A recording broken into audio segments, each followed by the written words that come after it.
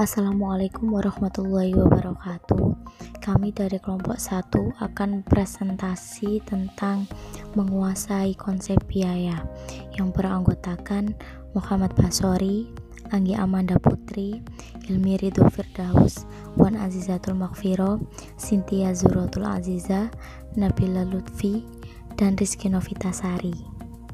Langsung saja, yang pertama ada konsep biaya, yaitu ada dua. Yang pertama, biaya dalam suatu perusahaan merupakan suatu komponen dalam menunjang pelaksanaan kegiatan dalam usaha mencapai tujuan. Dan ada yang kedua, tujuan dapat tercapai apabila biaya yang dikeluarkan sebagai bentuk suatu pengorbanan oleh perusahaan yang bersangkutan telah diperhitungkan secara tepat. Pengertian biaya sendiri ada dua. Yang pertama, pengertian biaya secara sempitnya yaitu seluruh pengorbanan sumber ekonomi untuk mendapatkan aktiva.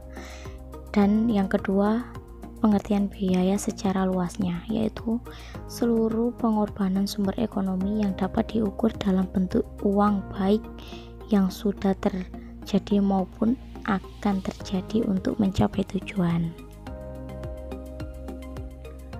Di slide kelima ini, saya akan menjelaskan the difference of cost and expense.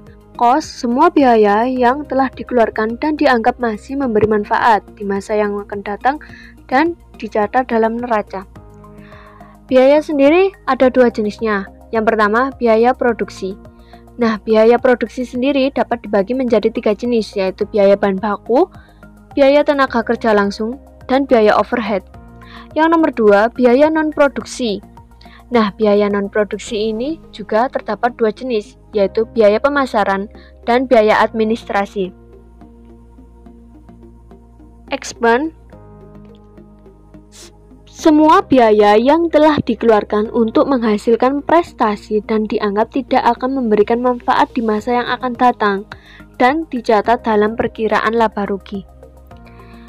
Sifat beban ini mempengaruhi laporan laba rugi karena satu, adanya penurunan aktiva tetap yang digunakan perusahaan. Dua, adanya kewajiban perusahaan dalam membayar gaji karyawan. Tiga, adanya kewajiban perusahaan tanpa diiringi dengan pertambahan aktiva. Beban sendiri digolongkan menjadi 4 jenis menurut fungsinya. Perbedaan biaya dan beban. 1.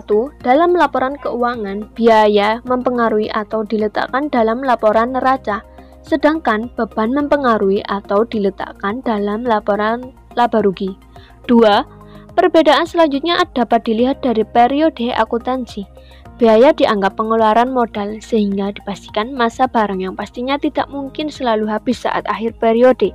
Sedangkan beban hanya memiliki satu periode akuntansi karena diambil dari pendapatan. Misalkan beban dibayar di muka, tentunya beban ini telah dibayarkan pada periode saat itu juga. 3. Jumlah biaya biasanya lebih besar daripada jumlah beban. 4. Biaya merupakan sejumlah uang yang dikeluarkan untuk kelancaran proses produksi, mulai dari barang mentah hingga barang jadi. 5. Biaya merupakan nilai moneter untuk mendapatkan keuntungan atau laba, sedangkan beban merupakan arus kas keluar yang mempengaruhi aset, tapi sama sekali tidak mempengaruhi modal. Menurut fungsi pokok dalam perusahaan biaya, yang pertama biaya produksi, yaitu semua biaya yang berhubungan dengan fungsi produksi atau kegiatan pengolahan bahan baku menjadi produk. Yang kedua, biaya pemasaran, yaitu biaya yang terjadi untuk melaksanakan kegiatan pemasaran produk. Contohnya biaya iklan, biaya promosi, dan biaya sampel. Yang ketiga, biaya administrasi dan umum, yaitu biaya untuk mengkoordinasikan kegiatan produksi dan pemasaran produk. Contohnya gaji bagian akuntansi dan gaji personalia. Di slide ke-7, menurut hubungan biaya dengan sesuatu yang dibiayai. Biaya langsung, direct cost, biaya yang terjadi di mana penyebab satu-satunya adalah karena ada sesuatu yang harus dibiayai dalam kaitannya dengan produk. Biaya langsung terdiri dari biaya bahan baku dan tenaga kerja langsung. Biaya tidak langsung, indirect cost, biaya yang terjadi tidak hanya disebabkan oleh sesuatu yang dibiayai dalam hubungannya dengan produk, Biaya tidak langsung dikenal dengan biaya overhead pabrik. Biaya langsung adalah bahan langsung atau bahan baku, upah pekerja yang langsung terlibat dalam proses produksi barang di pabrik, iklan, ongkos angkut, dan sebagainya. Contoh dari biaya tidak langsung yaitu biaya depresiasi, asuransi, listrik, biaya overhead yang terbagi lagi menjadi biaya overhead pabrik, biaya penjualan, serta biaya umum dan administrasi. Perbedaan biaya. 1. Biaya langsung dapat dilacak sedangkan biaya tidak langsung tidak. 2. Biaya langsung menguntungkan produk atau proyek tunggal. Sebaliknya, biaya tidak langsung menguntungkan banyak produk atau proyek. 3. Total dari semua biaya langsung menghasilkan biaya prima, sedangkan hasil dari semua biaya tidak langsung dikenal sebagai biaya tambahan. 4. Biaya langsung dibagi lagi menjadi bahan langsung, tenaga kerja langsung, biaya langsung. Di sisi lain, biaya tidak langsung dibagi menjadi biaya produksi, biaya administrasi, biaya penjualan, dan distribusi. 5. Biaya yang mudah dibagi ke objek biaya tertentu dikenal sebagai biaya langsung, sedangkan biaya tidak langsung adalah biaya yang tidak dapat dibebankan ke objek biaya tertentu. Di slide 8 saya akan menjelaskan tentang penggolongan biaya menurut perilaku dalam kaitannya dengan perubahan volume kegiatan. Yang pertama, biaya tetap, yaitu biaya yang jumlahnya tetap, konstan, tidak dipengaruhi perubahan volume kegiatan. Contohnya seperti uang sewa gedung, pajak bangunan, biaya depresiasi mesin, dan asuransi yang dibayar setiap bulanan atau tahunan. Yang kedua, biaya variabel, yaitu biaya yang totalnya berubah secara sebanding dengan perubahan volume kegiatan. Contohnya seperti bahan baku, pemenuhan kebutuhan alat produksi seperti oli untuk mesin produksi atau listrik untuk mesin produksi, upah lembur, tenaga kerja, dan komisi. Yang ketiga, biaya semi fixed, yaitu biaya yang tetap untuk tingkat volume kegiatan tertentu. Contohnya seperti biaya penelitian, biaya pengawasan produksi, dan biaya pemeriksaan. Yang keempat, biaya semi variabel, yaitu biaya yang jumlah totalnya berubah tidak sebanding dengan perubahan volume kegiatan. Contohnya seperti asuransi kesehatan, pemeliharaan, dan perbaikan mesin. Menurut jangka waktu dan pemanfaatannya dibagi menjadi dua, pengeluaran modal dan pengeluaran pendapatan. Pengeluaran modal, pengeluaran yang akan memberikan manfaat pada periode akuntansi. Contohnya, pertama, biaya yang dikeluarkan dalam pembelian aktivitas tetap. Kedua, biaya-biaya yang dikeluarkan dalam pembelian salah satu atau lebih komponen aktivitas tetap. Ketiga, biaya penggantian komponen-komponen aktivitas yang perlu diganti. Pengeluaran pendapatan, pengeluaran yang akan memberikan manfaat hanya pada periode akuntansi di mana pengeluaran itu terjadi. Pengeluaran ini biasanya juga sering terjadi dalam operasional perusahaan dan berulang-ulang. Contohnya, pertama, pengeluaran pemeliharaan mesin. Kedua, pembersihan mesin. Ketiga, melumasi mesin agar bisa beroperasi seperti biasanya. Pembagian biaya berdasarkan lama penggunaannya. Yang pertama, biaya investasi, yaitu biaya yang masa kegunaannya dapat berlangsung untuk waktu yang relatif lama atau ditetapkan lebih dari 1 tahun.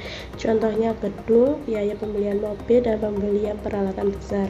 Yang kedua, biaya operasional, yaitu biaya yang diperlukan untuk melaksanakan kegiatan dalam suatu proses produksi dan memiliki sifat habis pakai dalam kurun waktu yang relatif singkat atau kurang dari 1 tahun. Contohnya biaya obat, biaya makan, gaji pegawai, dan biaya air dan listrik. Yang ketiga, biaya total, yaitu jumlah dari biaya investasi ditambah biaya operasional.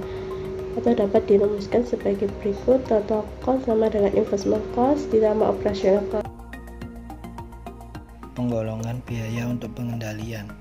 Biaya terkendali, biaya secara langsung dapat dipengaruhi oleh seseorang pemimpin tertentu dalam jangka waktu tertentu. Biaya tak terkendali, biaya tidak dapat dipengaruhi oleh seseorang pimpinan berdasarkan wewenang yang ia miliki dan tidak dapat dipengaruhi oleh seseorang pejabat dalam waktu tertentu. Baik, untuk selanjutnya ialah contoh kasus. Contoh kasus yang pertama, dalam rangka memenuhi kebutuhan kosen dan daun pintu kontraktor Telkom Properti, dihadapkan pada pilihan membeli kosen dan daun pintu siap atau membuat sendiri. Jika dibeli, harga siapnya sebesar 450.000 per buah, dan jika dibuat sendiri, biayanya terdiri dari harga kayu sebesar 950.000 per meter kubik, upah kepala tukang sebesar 50.000 per hari, tukang sebesar 40.000 per hari, dan pekerja sebesar 35.000 per hari. Tiap unit kosen dan daun pintu dibutuhkan 0,25 hari kerja kepala tukang, ditambah 1,25 hari kerja tukang dan 0,75 hari kerja pekerja atau pembantu tukang. Tiap unit kosen dan daun pintu membutuhkan kurang lebih 0,20 meter kubik kayu. Di samping itu, perusahaan perlu menyiapkan los kerja khusus. Biayanya ditaksir kurang lebih 1,5 juta, serta pengadaan peralatan kerja kurang lebih 2,2 juta. Hitunglah berapa kebutuhan minimal kosen dan daun pintu agar kebutuhan diambil membuat sendiri. Maka untuk penyelesaiannya kasus pertama ini, yang pertama kita mencari biaya variabel untuk satu unit kosen yang meliputi bahan kayu 0,20 meter kubik dikali dengan seharga kayu tersebut sebesar 950.000 sehingga menghasilkan 190.000. Selanjutnya upah kepala tukang 0,25 hari dikali dengan 50.000 sehingga menghasilkan 12.500. Upah tukang 1,25 hari dikali dengan 40.000 sama dengan 50.000. Upah pembantu tukang 0,75 hari dikalikan dengan 35.000 sehingga menghasilkan 26.250. Maka jumlah variable cost atau biaya variabel sebesar 278.750 rupiah. Selanjutnya, biaya tetap untuk dapat membuat kosen yang meliputi membangun los kerja sebesar 1.500.000, pengadaan peralatan kerja sebesar 2.200.000, dan jika ditotal menghasilkan jumlah biaya tetap sebesar 3.700.000. Selanjutnya, perhitungan jumlah produksi minimal saat break-even point, yang mana rumusnya tersebut BEP sama dengan FC per S min VC, di mana S tersebut merupakan harga jual satu unit kosen. FC tersebut sebesar 3.700.000, untuk S-nya sebesar 450.000 dan FC-nya sebesar 278.750, sehingga menghasilkan 21,6 unit dan dibulatkan menjadi 22 unit. Jadi kebutuhan kosen minimal agar produksi lebih menguntungkan secara ekonomis dibandingkan dengan membeli siap adalah sebesar 22 unit. Baik teman-teman, cukup sekian presentasi dari kelompok kami. Saya mewakili dari kelompok 1. Apabila ada kesalahan dari penyampaian materi ataupun tutur kata yang kurang sopan, mohon maaf yang sebesar-besarnya. Akhirul kalam. Assalamualaikum warahmatullahi wabarakatuh.